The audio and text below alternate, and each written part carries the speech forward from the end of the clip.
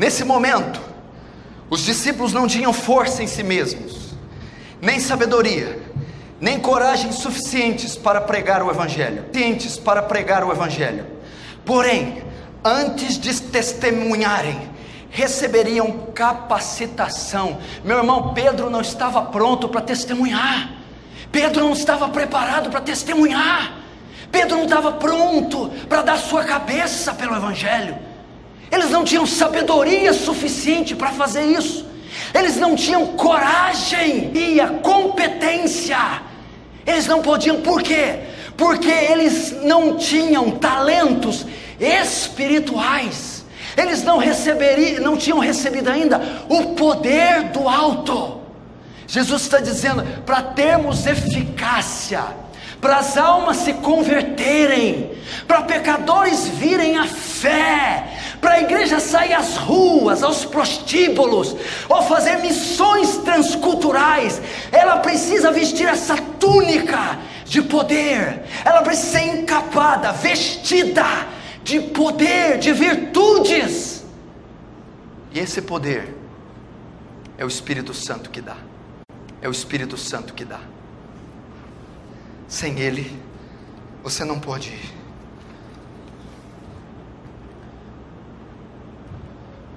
Porque é necessário o poder e a ação do Espírito Santo na tarefa da grande comissão, no evangelismo mundial. Por quê, meu irmão? Porque é necessário, porque é importante o poder, porque ele é fundamental. Por quê? Por causa da condição do homem pecador. Entenda, é por causa de quem o homem é. Enquanto você não entender a natureza do homem, você não verá necessidade de ser um homem inflamado de Deus, de ser uma mulher cheia de fogo. Você precisa entender o que é o pecador, o que é o homem. Por causa da condição do homem pecador, por causa do estado de corrupção que ele se encontra. O que a Bíblia diz do homem? Romanos 5,12. Como por um homem entrou o pecado no mundo, e pelo pecado a morte, assim também a morte passou a todos os homens. Todos os homens morreram. Os homens estão mortos. Efésios 2 diz que estão mortos em ofensas e delitos. O pecador é morto, é o osso seco de Ezequiel. Ele está morto. Olha o estado do homem. Romanos 3, 10, 18 fala da depravação do seu gênero, da corrupção do seu ser. Olha o que diz Romanos 3, 18. Como está escrito, não há um justo, nenhum sequer. Não há ninguém que entenda, não há ninguém que busque a Deus. Todos se extraviaram, diz o Senhor.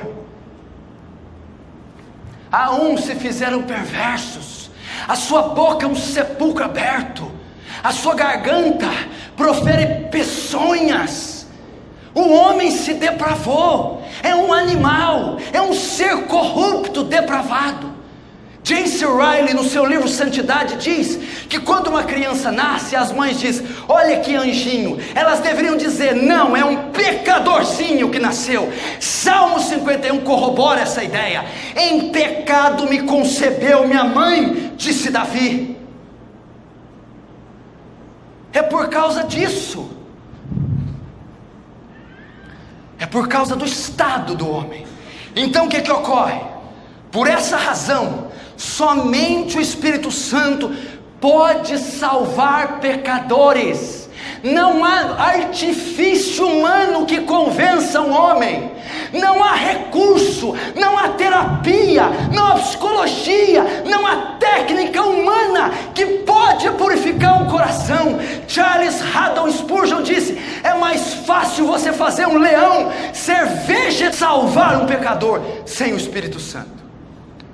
George Whitefield diz, é mais fácil subir na lua em uma corda de areia do que fazer um pecador ser salvo sem o Espírito Santo. É por causa da depravação do homem, é por causa da corrupção. Então é necessário o Espírito Santo. Veja João 16.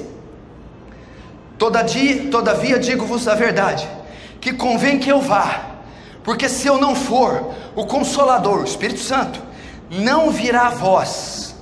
Mas quando eu for, vou-lhe enviarei. E quando ele vier, convencerá o mundo do pecado, da justiça e do juízo.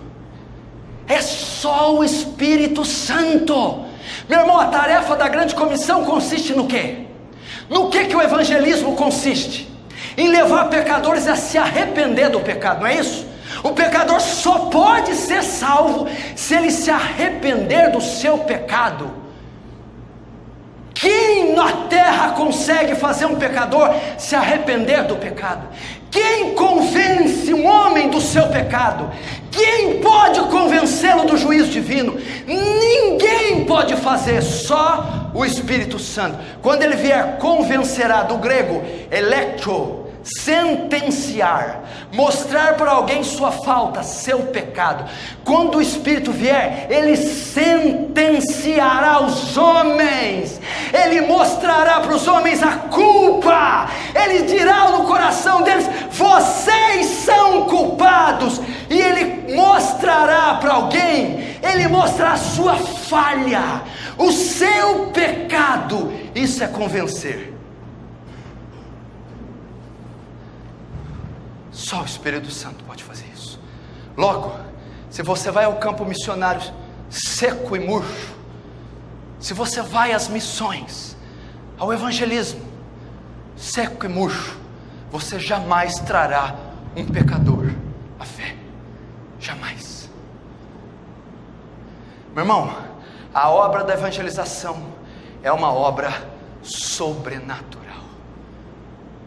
Meu irmão, não adianta suas xícaras de café, não adianta seus sociais, não adianta essas conversas fiadas, nada disso converterá um coração corrupto, nada disso.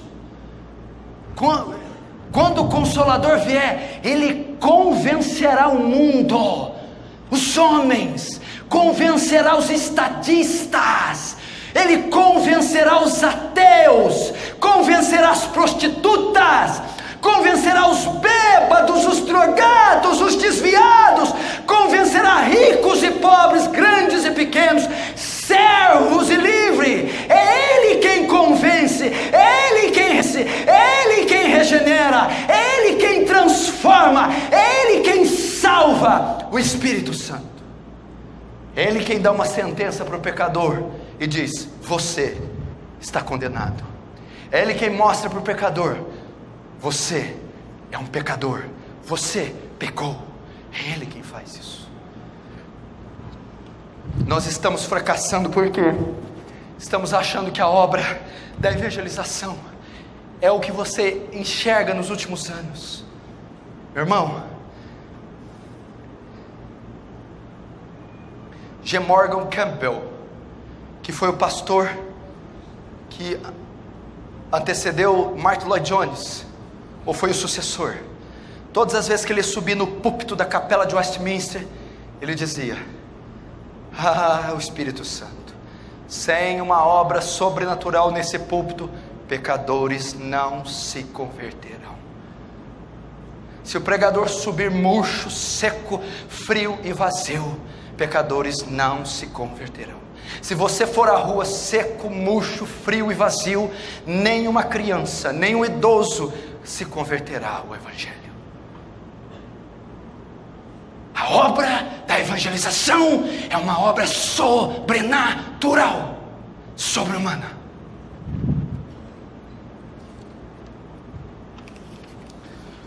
O apóstolo Paulo, bem como os crentes de Atos, sabiam disso. 1 Coríntios 2,4: e a minha palavra e a minha pregação não consistiram em palavras persuasivas de sabedoria humana, mas em demonstração de espírito de poder.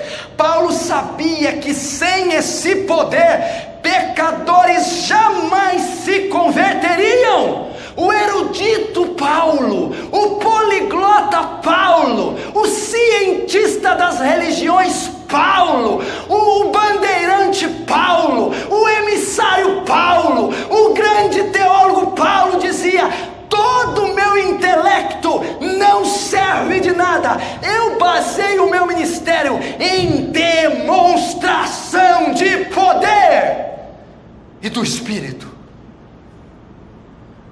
Demonstração de poder. Paulo, o que traz êxito ao seu ministério? É o discipulado de Gamaliel, é a Torá, é o latim, o grego e o hebraico, são as missões, são as viagens. Não. O que traz êxito a você, Paulo? O poder do Espírito Santo, a túnica que o Espírito Santo me deu a vestir, o poder que em mim opera. Paulo fala assim: e assim combato, segundo a eficácia que em mim opera poderosamente. Segundo a eficácia poderosamente. Que eficácia é essa? O Espírito Santo. O Espírito Santo. Ele sabia. Ele chegou aos crentes de Corinto: olha, eu não falo como Aristóteles, nem Sócrates, nem Platão, nem Péricles, nem Epimênides. Eu não falo segundo a filosofia grega. Eu não falo segundo os Césares romanos. Eu não falo segundo a mente humana. Eu falo segundo a ação do Espírito Santo. O poder do Espírito Santo. Esse era o segredo de Paulo. Você um dia poderá dizer isso: a minha palavra e a minha pregação não consiste em palavras persuasivas. Não é Freud, não é Lacan, não é ciências humanas. Sabedoria humana não são humanas. Não é manipulação de massa, não é positivismo, não é iluminismo, não é racionalismo, é demonstração de poder. Não é Descartes, não é Voltaire, não é Einstein, não é Newton, é demonstração de poder. Poder do Espírito Santo. Os cristãos de Atos, vamos ver se eles confirmam o que eu estou pregando. Atos 4:31. E tendo orado, moveu-se o lugar em que estavam reunidos, plural. Quem orou foram muitas pessoas, a igreja. E todos foram cheios do Espírito Santo. E o que eles fizeram? Depois de serem cheios do Espírito Santo, anunciaram com ousadia a palavra de Deus. Depois que foram cheios, pregaram.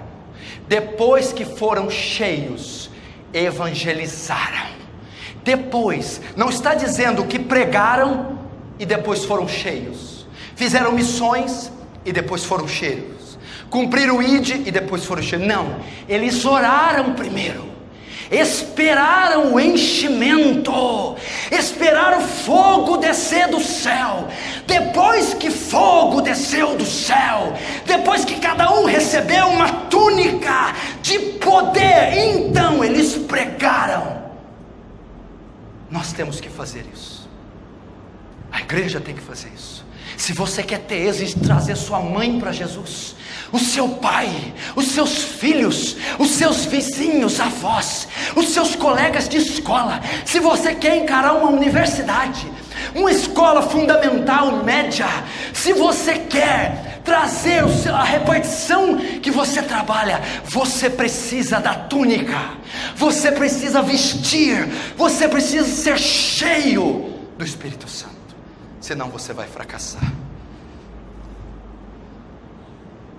O próprio Jesus fez isso. Jesus, olha lá. E maravilharam-se da sua doutrina, da doutrina de Jesus, porque os ensinava como tendo autoridade, e não como os escribas. Por que se maravilharam? Por que se maravilhavam com Jesus? Porque eram convencidos, constrangidos. Por quê? Ele termina o sermão: e se maravilharam da sua doutrina. O coração da multidão se contristou, se quebrantou, compungiu-se, ficou maravilhada, extasiada com a pregação de Jesus, com o ensino, com a doutrina. Por quê? Lucas 4, 18, 19 dá a resposta. Jesus é quem está dizendo aqui: o Espírito do Senhor é sobre mim, porque o Senhor me ungiu. O Espírito Santo veio sobre Jesus. O Senhor Deus ungiu para quê? Para evangelizar. Jesus, para evangelizar, primeiro recebeu o Espírito Santo. Deus ungiu a Jesus para ele evangelizar os pobres, enviou a curar os quebrantados de coração, e a pregar a liberdade aos cativos, e a restauração da vista aos cegos, e a pôr em liberdade os oprimidos, e a anunciar o ano aceitável do Senhor. Era por isso que se maravilhavam da doutrina, da pregação de Jesus, porque o Senhor ungiu a Jesus, porque o Espírito Santo estava sobre Jesus. Para que ele veio? Para ele evangelizar, para ele pregar, para ele anunciar. 3 verbos aqui que falam da proclamação oral: evangelizar, pregar e anunciar. Antes disso, o Espírito do Senhor é sobre mim, o Senhor me ungiu. Você quer que se maravilhem da sua pregação? Esse maravilha não é admiração apenas, é contrição de coração. Você quer que se quebrantem quando você pregar? Você quer que tremam na sua frente? Você quer que arrependam-se quando você pregar? Oh, meu irmão, seja cheio do Espírito Santo. Busque o Espírito Santo. É só o Espírito Santo.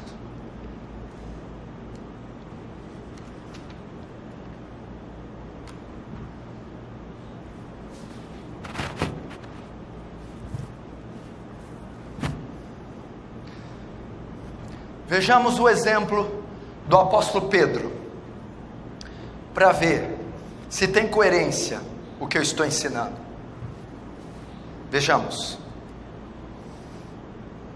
Veja claro esse quadro está claro. Se afastaram muito de Deus, as condições espirituais eram realmente ruins, a frequência às igrejas atingiram um nível baixíssimo, e o pecado se alastrava por todos os lados. De súbito, como um furacão inesperado, o Espírito de Deus soprou vigorosamente a terra. As igrejas tornaram-se apinhadas de novo, de tal modo que multidões ficavam impossibilitadas de entrar. As reuniões perduravam das 10 da manhã à meia-noite. 3 cultos completos eram realizados todos os dias.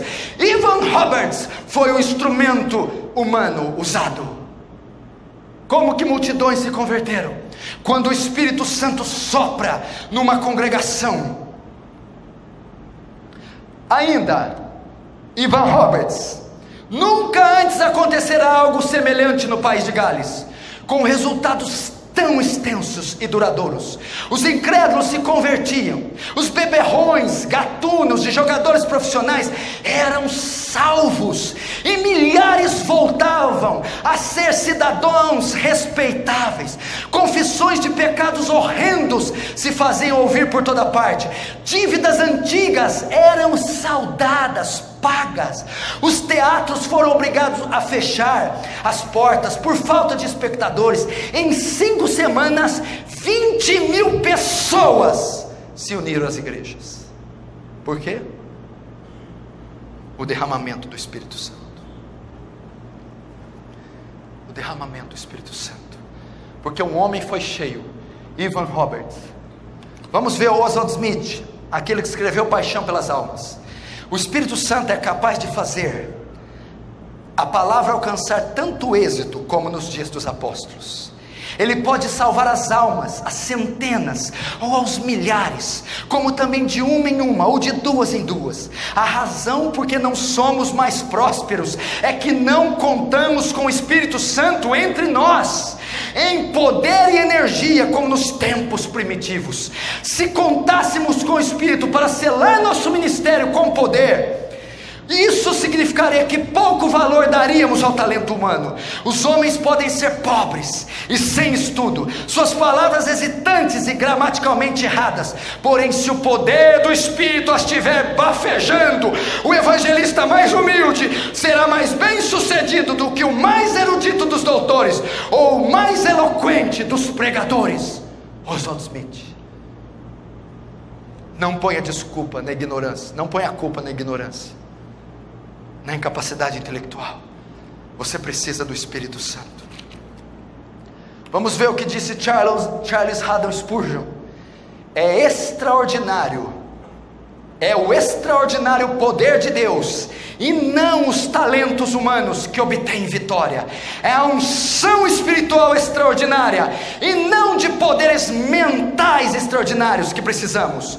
O poder intelectual pode encher um templo, mas o poder espiritual enche o templo de angústia de alma. O poder intelectual pode atrair numerosa congregação, mas somente o poder espiritual pode salvar almas. Precisamos do poder do Espírito Santo. Charles Spurgeon.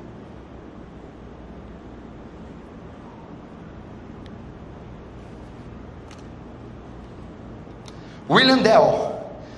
Os ministros do Evangelho de fato precisam do poder do Espírito Santo, porque sem ele serão inaptos para o ministério. Sua eficiência vem do poder do Espírito Santo. Enquanto ele não houver sido dotado desse poder, a despeito de todas as suas virtudes e capacidades, será um obreiro totalmente inadequado. É por isso que os próprios apóstolos tiveram que se manter em silêncio, até que do alto fossem revestidos de poder. Competia-lhes esperar em Jerusalém, até que recebessem a promessa do Espírito. Antes disso, não deveriam pregar, não deveriam sair às ruas.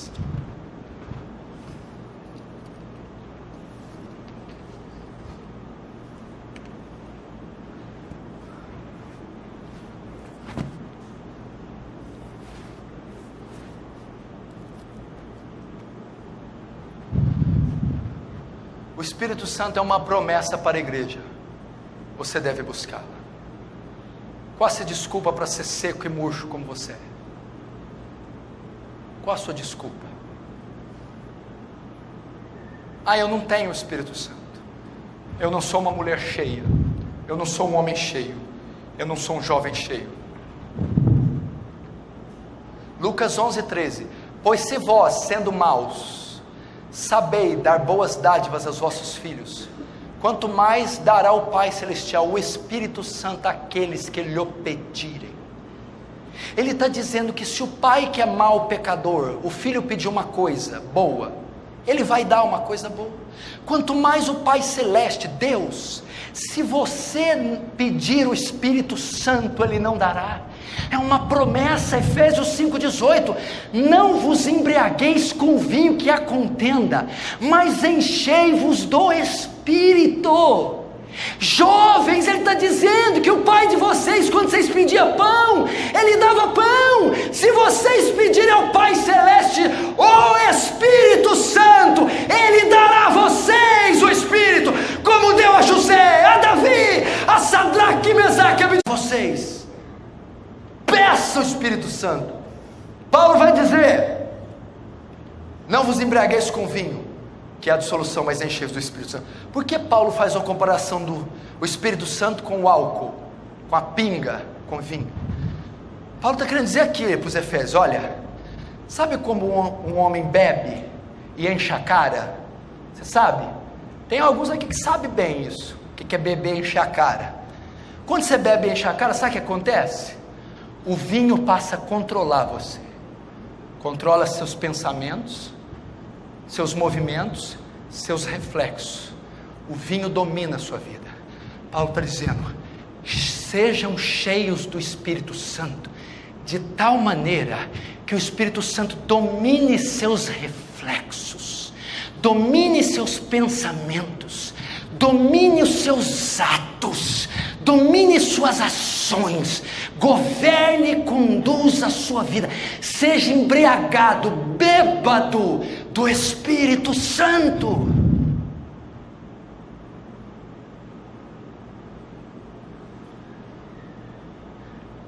Peça,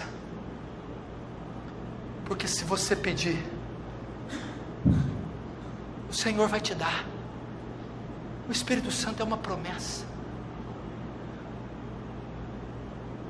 Igreja, que riqueza é essa? Paulo vai dizer, se não me engano, nos Gálatas: e temos esse poder em vasos de barro,